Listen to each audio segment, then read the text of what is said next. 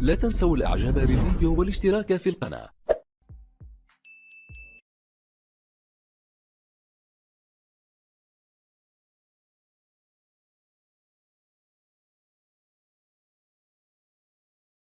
حاول ضربة ركنية خطيرة سودانية يا رجل، جول جول جول جول جول جول. يوسف تريم يضرب الدفاعات بكرة راسية سودانية.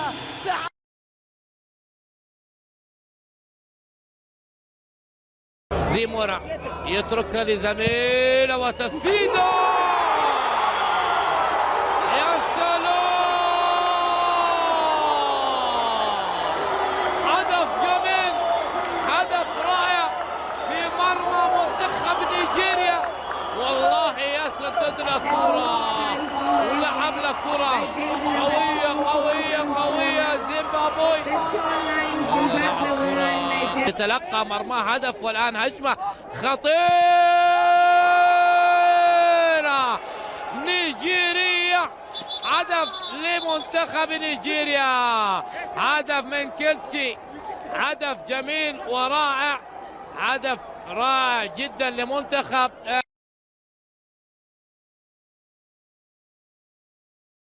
محمود. وكرة مصرية،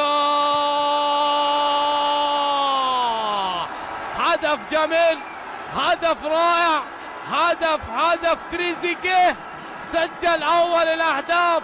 هو هدف جميل لمنتخب مصر، أول الأهداف. وأنا كنت أتكلم أن منتخب مصر في أي لحظة راح يسجل إلى تريزيجيه.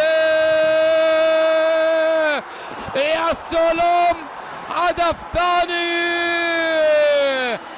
تريزيجيه يسجل هدفين، هذا الهدف الثاني. ولكن محمود تريزيجيه، عينك على محمد صلاح والاسيست الجميل والفرحة للجمهور المصري. افرح يا عم، افرح افرح يا عم افرح، هدف ثاني وفرحة من الجمهور المصري الحاضر.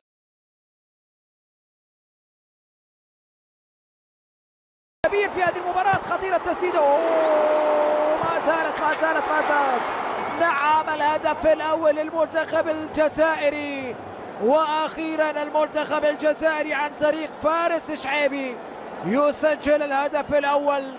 نعم، المنتخب الجزائري ينجح أخيرا في إضافة الهدف الأول بصعوبة بالغة. نعم، بصعوبة بالغة، لم يكن هدفا سهلا على مرمى المنتخب. محمد عمورة قطع الكرة إلى رامز، تسديده، يا رامز، يا رامز يسجل الهدف الثاني للمنتخب الجزائري. رامز زيروكي يسجل الهدف الثالث للمنتخب الجزائري. اللاعب اللي دخل بديل في الدقائق الماضية ينجح في إضافة الهدف الثاني للمنتخب الجزائري. إذن هدفين للمنتخب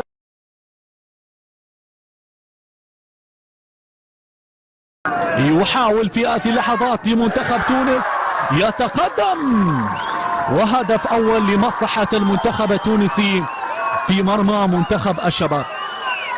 كان هدف في هذه اللحظات للمنتونس بمعنويات عالية الآن، معنويات عالية الآن. هنا عرضية وفرصة، هدف ثاني لمنتخب تونس، وبأقدام اللاعب خليل العياري اللي إمكانيات كبيرة يظهر فيها منتخب تونس في منطقة الجزاء. عرضية وهدف ثالث، الهدف الثالث لمنتخب تونس في هذه الأثناء. لا أدري ما الذي حل بمنتخب الشباب ليظهر بهذه الصورة وبهذا الشكل. 3 أهداف في كبيرة، اللمسة على اليمين، العرضية والفرصة، والهدف الرابع. هدف رابع لمنتخب تونس في شباك منتخب الشباب. الهدف الرابع في هذه الأثناء برأسية اللاعب محمد علالة. الذي وصل تصويبه وتسديده. الكرة ما زالت، وهنا حكم اللقاء يشير إلى هدف. نعم، هدف يسجل لمصلحة منتخب مصر للشباب، وبأقدام محمد عبد الله فعلها ووضعها في المرمى، وبالتالي أصبحت، لكن الدربكة ما زالت موجودة. هدف ثاني يسجل في هذه اللحظات لمنتخب مصر للشباب، وبأقدام اللاعب كريم سعيد.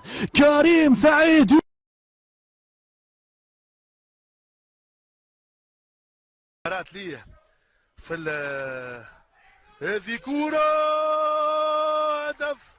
هدف رائع جميل من سيدي أحمد عيساوي لاعب اتحاد العاصمة الجزائري.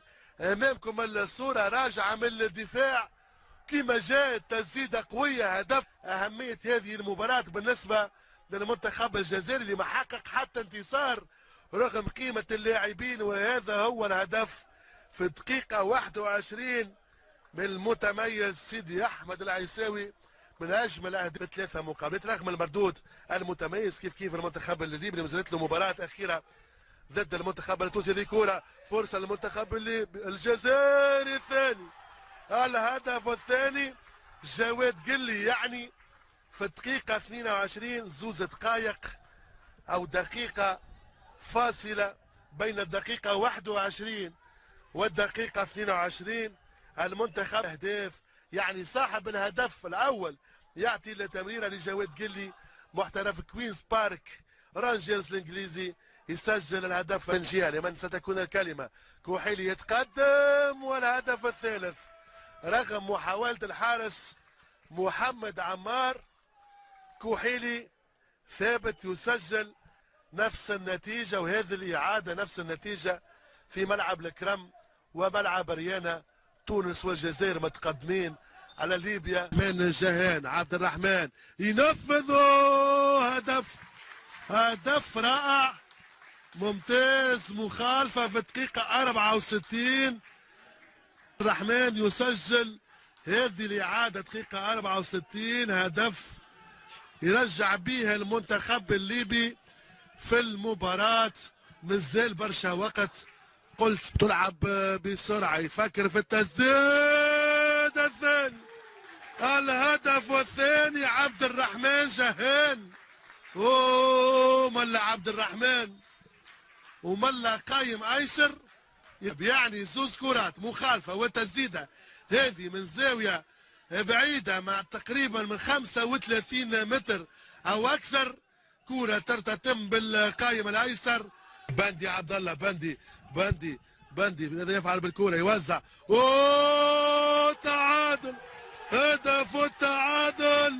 مفتاح بوشيبة في الدقيقة 81.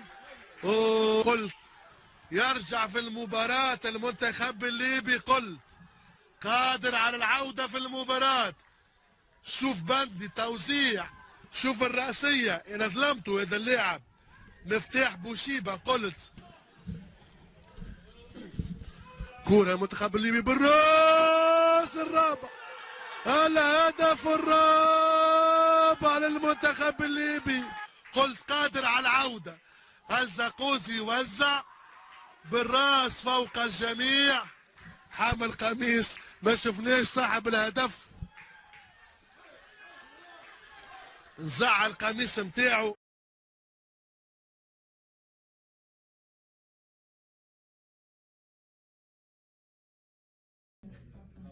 السلام عليكم الاخوان والاخوات، مرحبا بكم في هذه القناه.